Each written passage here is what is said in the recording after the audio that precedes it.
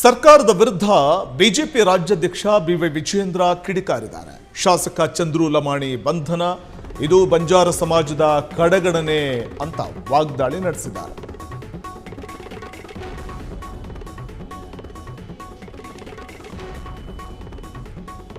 ಗುತ್ತಿಗೆದಾರನಿಂದ 5 ಲಕ್ಷ ರೂಪಾಯಿ ಲಂಚ ಪಡಿತಾ ಇದ್ದಂತಹ ಸಂದರ್ಭದಲ್ಲೇ ಲೋಕಾಯುಕ್ತ ಪೊಲೀಸರಿಗೆ ರೆಡ್ ಹ್ಯಾಂಡ್ ಆಗಿ ತಗಲಾಕೊಂಡಿದ್ದಂತಹ ಚಂದ್ರು ಲಮಾಣಿ ಪರಪ್ಪನ ಅಗ್ರಹಾರ ಜೈಲು ಸೇರಿದ್ದಾರೆ. ಇದೇ ಸಂದರ್ಭದಲ್ಲಿ ಬಿಜೆಪಿ ರಾಜ್ಯಾಧ್ಯಕ್ಷ ಬಿವೈ ವಿಜಯೇಂದ್ರ ರಿಯಾಕ್ಟ್ ಮಾಡಿದ್ದಾರೆ.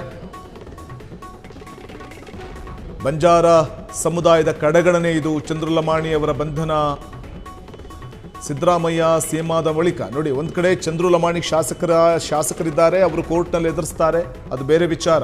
ಆದರೆ ಸಚಿವ ಪ್ರಿಯಾಂಕ್ ಖರ್ಗೆ ಸಿಎಂ ಡಿಸಿಎಂ ಭ್ರಷ್ಟಾಚಾರ ಬಗ್ಗೆ ಮಾತಾಡೋ ಯೋಗ್ಯತೆ ಏನಾದರೂ ಇದೆಯಾ ಇವರಿಗೆಲ್ಲ? ಸರ್ಕಾರ ಬಂದ ಕೂಡಲೇ ವಾಲ್ಮೀಕಿ ಹಗರಣ, ಮೂಡ ಹಗರಣಗಳು ನಡೆದಿದೆ.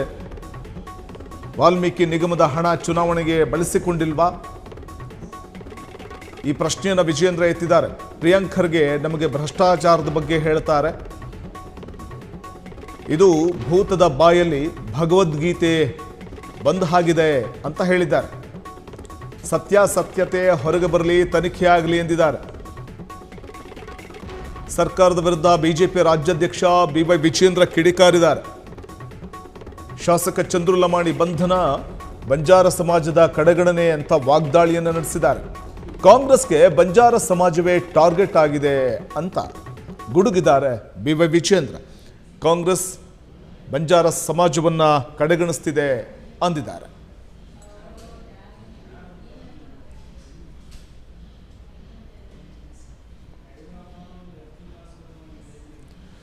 ಇದು ಬಿವೈ ವಿಜಯೇಂದ್ರ ಪ್ರಸ್ತುತ ಬೆಳವಣಿಗೆ. ಅದರಲ್ಲೂ ಒಂದು ಕಡೆ ಬಿಜೆಪಿಯ ಶಾಸಕ ಚಂದ್ರು ಲಮಾಣಿ ಅವರನ್ನ ಬಂಧಿಸಿರುವಂಥದ್ದೇನಿದೆ. ಗುತ್ತಿಗೆದಾರನಿಂದ 5 ಲಕ್ಷ ಲಂಚ ಪಡೆಯುವಾಗ ಸಿಕ್ಕಿಬಿದ್ದಿದ್ದಂಥ ಲಮಾಣಿ ಜೈಲಿನಲ್ಲಿದ್ದಾರೆ. ಆದರೆ ಇದೆಲ್ಲ ಒಂದು ಕಡೆ ಷಡ್ಯಂತ್ರ ಅಂತ ಹೇಳಿರುವ ಬಿವೈ ವಿಜಯೇಂದ್ರ, ಇದು ಬಂಜಾರ ಸಮುದಾಯವನ್ನು ಕಡೆಗಣನೆ ಮಾಡ್ತಾ ಇರುವಂಥ ಒಂದು ಪ್ರಮುಖವಾದಂಥ ಒಂದು ಅಂಶ ಅಂತ ಕೂಡ ಹೇಳಿದ್ದಾರೆ.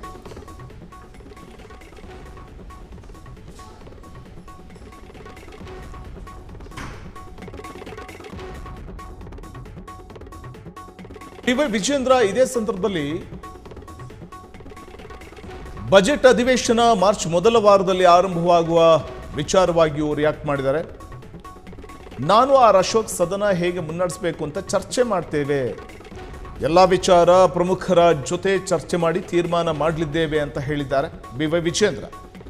ಬಜೆಟ್ ಅಧಿವೇಶನ ಮಾರ್ಚ್ ಮೊದಲ ವಾರದಲ್ಲಿ ನಡೆಯುತ್ತೆ ಅಂತ ಹೇಳಿರುವ ಅವರು, ಯಾಕೆಂದರೆ ಮಾರ್ಚ್ 6ಕ್ಕೆ ಸಿದ್ದರಾಮಯ್ಯನವರು ಬಜೆಟ್ ಮಂಡನೆ ಮಾಡ್ತಾರೆ.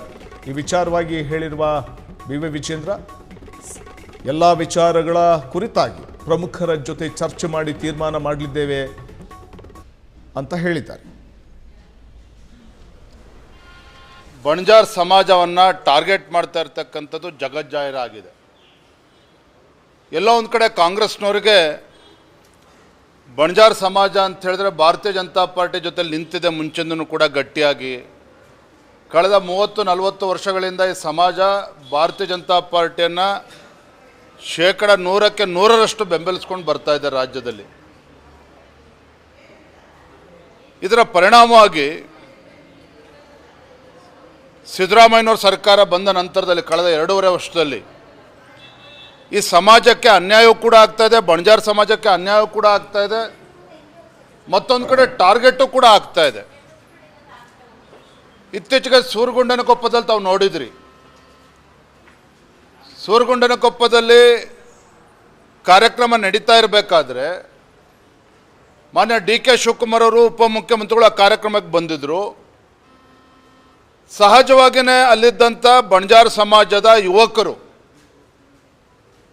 ಕಾಂಗ್ರೆಸ್ ವಿರುದ್ಧ ಹರಿಹಾಯ್ದಿದ್ದಾರೆ, ತಮ್ಮ ನ್ಯಾಯಯುತವಾಗಿರುವಂಥ ಬೇಡಿಕೆಯನ್ನು ಮುಂದಿಟ್ಟಿದ್ದಾರೆ. ಆದರೆ ಇದು ಯಾವುದಕ್ಕೂ ಕೂಡ ಉತ್ತರವನ್ನು ಕೊಡದೇನೆ ಡಿ ಕೆ ಶಿವಕುಮಾರ್ ಅವರು ಓಡೋಗಿದ್ದು ಕೂಡ ನೋಡಿದ್ದೇವೆ. ಓಡೋಗಿದ್ದಷ್ಟೇ ಅಲ್ಲ, ಆ ಬಂಜಾರ ಯುವಕರೇನಿದ್ರು ಅವ್ರ ವಿರುದ್ಧ FIR ಅನ್ನು ಕೂಡ ದಾಖಲೆ ಮಾಡಿರುವಂಥದ್ದು ಕೂಡ ನಾವು ನೋಡ್ತಾ ಇದ್ದೇವೆ. ಯಾಕಿದೆಲ್ಲವನ್ನೂ ಕೂಡ ಹೇಳ್ತಾ ಇದ್ದೇನೆ ಅಂತ ಹೇಳಿದ್ರೆ, ನಮ್ಮ ಚಂದ್ರು ಲಮಾಣಿ ಬಗ್ಗೆ ಏನು ಇವತ್ತು ಚರ್ಚೆಗಳು ನಡೀತಾ ಇದ್ದಾವೆ, ಅದು ಏನಾಗಿದೆ, ನ್ಯಾಯಯುತವಾಗಿ ಅವರು ಎದುರಿಸ್ತಾರೆ, ಶಾಸಕರಿದ್ದರೆ ಎದುರಿಸ್ತಾರೆ. ಇವತ್ತು ಕೋರ್ಟಲ್ಲೂ ಕೂಡ ಇದೆ, ಅದ್ರ ಬಗ್ಗೆ ಹೆಚ್ಚು ನಾನು ಹೇಳೋದಕ್ಕೆ ಹೋಗೋದಿಲ್ಲ. ಆಡಿಯೋ ಏನು ಲೀಕ್ ಆಗಿದ್ದಾವೆ, ಏನೇನು ಚರ್ಚೆ ಆಗಿದ್ದಾವೆ, ಯಾವ ರೀತಿ ರಾಜಕೀಯವಾಗಿ ಅವ್ರು ಟಾರ್ಗೆಟ್ ಆಗಿದ್ದಾರೆ, ಇವೆಲ್ಲವೂ ಕೂಡ ಬಹಿರಂಗ ಆಗಿದೆ. ಆದರೆ ಒಂದಂತೂ ಸತ್ಯ, ಈ ಕಾಂಗ್ರೆಸ್ ಸರ್ಕಾರ ಬಣಜಾರ್ ಸಮಾಜದ ಬಗ್ಗೆ ದ್ವೇಷದ ರಾಜಕಾರಣ ಮಾಡ್ತಾ ಇದೆ ಅನ್ನೋದ್ರ ಬಗ್ಗೆ ಯಾವುದೇ ಒಂದು ಅನುಮಾನಗಳಿಲ್ಲ. ಮತ್ತು ಯಾರೇ ಅಯೋಗ್ಯರು ಕಾಂಗ್ರೆಸ್ ಭ್ರಷ್ಟಾಚಾರದ ಬಗ್ಗೆ ಮಾತನಾಡೋದಕ್ಕೆ? ಏನು ನೈತಿಕತೆ ಇಟ್ಕೊಂಡು ಇವ್ರು ಮಾತನಾಡ್ತಾರೆ? ಯಾವ ಪ್ರಿಯಾಂಕಾ ಖರ್ಗೆ ಹೊತ್ತೇನೋ ಭಾಷಣ ಮಾಡ್ತಾ ಇದ್ದಾರೆ ಭ್ರಷ್ಟಾಚಾರದ ಬಗ್ಗೆ, ಮುಖ್ಯಮಂತ್ರಿಗಳು ಉಪಮುಖ್ಯಮಂತ್ರಿಗಳು ಏನು ಮಾತನಾಡ್ತಾ ಇದ್ದಾರೆ? ಭ್ರಷ್ಟಾಚಾರದ ಬಗ್ಗೆ ಮಾತನಾಡ್ತಕ್ಕಂಥ ಯೋಗ್ಯತೆ ಕಾಂಗ್ರೆಸ್ನವ್ರಿಗೆ ಏನಾರು ಇದೆಯಾ? ಹಾಗಾದರೆ ಮುಖ್ಯಮಂತ್ರಿಗಳಾಗಿ ಮೊದಲ 6 ತಿಂಗಳಲ್ಲೇ ವಾಲ್ಮೀಕಿ ಅಭಿವೃದ್ಧಿ ನಿಗಮ ಹಗರಣ ಆಯ್ತಲ್ಲ, ವಾಲ್ಮೀಕಿ ಸಮುದಾಯದ ಅಧಿಕಾರಿ, ಪ್ರಾಮಾಣಿಕ ಅಧಿಕಾರಿ ಆತ್ಮಹತ್ಯೆ ಮಾಡಿಕೊಂಡ್ರಲ್ಲ, ತಮ್ಮ ಮಂತ್ರಿ ರಾಜೀನಾಮೆ ಕೊಟ್ರಲ್ಲ, 100 ಕೋಟಿ ಪರಿಷ್ಠ ಪಂಗಡಕ್ಕೆ ಇಟ್ಟಿರ್ತಕ್ಕಂಥ ಹಣವನ್ನು ತೆಲಂಗಾಣ ತೆಗೆದುಕೊಂಡೋಗಿ ಚುನಾವಣೆ ಬಳಸಲಿಲ್ವ? ಹಾಗಾದರೆ ಪ್ರಿಯಾಂಕಾ ಖರ್ಗೆ ಅವರು ಇಲ್ಲ ಅಂತ ಹೇಳಿ, ಹಾಗಾದರೆ ಭೂತದ ಬಾಯಲ್ಲೇ ಭಗವದ್ಗೀತೆ ನೀವು ನಮಗೆ ಉಪದೇಶ ನೀಡ್ತೀರ? ಹಾಗಾದರೆ ಹಿಂದೆ ಸಿದ್ದರಾಮಯ್ಯನವರು ಹಿಂದೂ ಕೂಡ ಮುಖ್ಯಮಂತ್ರಿ ಆಗಿದ್ದಾಗ, ಆಂಜನೇಯ ಮಂತ್ರಿಗಳಾದಾಗ ಏನಾಯಿತು, ಬೇರೆ ಎಲ್ಲ ಪ್ರಕರಣಗಳು ಕೂಡ ಗೊತ್ತಿದೆ. ಆದರೆ ನಾನು ಏನು ಹೇಳೋದಕ್ಕೆ ಹೊರಟಿದ್ದೇನೆ ಅಂತ ಹೇಳಿದ್ರೆ, ಎಲ್ಲೋ ಒಂದು ಕಡೆ ಕಾಂಗ್ರೆಸ್ ಸರ್ಕಾರ ಬಣಜಾರ್ ಸಮಾಜವನ್ನು ಟಾರ್ಗೆಟ್ ಮಾಡ್ತಿದೆ. ಇದ್ರ ಬಗ್ಗೆ ಯಾವುದೇ ಅನುಮಾನಗಳು ಬೇಡ. ಬಣಜಾರ್ ಸಮಾಜದ ಬಗ್ಗೆ ಒಂದು ರೀತಿ ತಾತ್ಸಾರ, ಬಣಜಾರ್ ಸಮಾಜದ ಬಗ್ಗೆ ಒಂದು ರೀತಿ ಅಲಕ್ಷ್ಯ, ಇವರು ಅಹಿಂದ ಹೆಸರು ಹೇಳ್ಕೊಂಡು ಇವತ್ತು ಮೆರೀತಾ ಇದ್ದಾರೆ. ಇವತ್ತು ಚಂದ್ರು ಲಮಾಣಿ ನಮ್ಮ ಶಾಸಕರ ವಿಚಾರದಲ್ಲಿ ಮಾತನಾಡೋ ಮುಂಚಿತವಾಗಿ, ಕ್ಷಣ ಕ್ಷಣದ ಸುದ್ದಿಗಳಿಗಾಗಿ ಫ್ರೀಡಂ ಟಿವಿ ಸಬ್ಸ್ಕ್ರೈಬ್ ಮಾಡಿ, ಲೈಕ್ ಮಾಡಿ ಹಾಗೂ ಫಾಲೋ ಮಾಡಿ. ಹೊಸ ಸುದ್ದಿಗಳ ನೋಟಿಫಿಕೇಶನ್ಗಾಗಿ ಬೆಲ್ ಐಕಾನ್ ಮೇಲೆ ಕ್ಲಿಕ್ ಮಾಡಿ.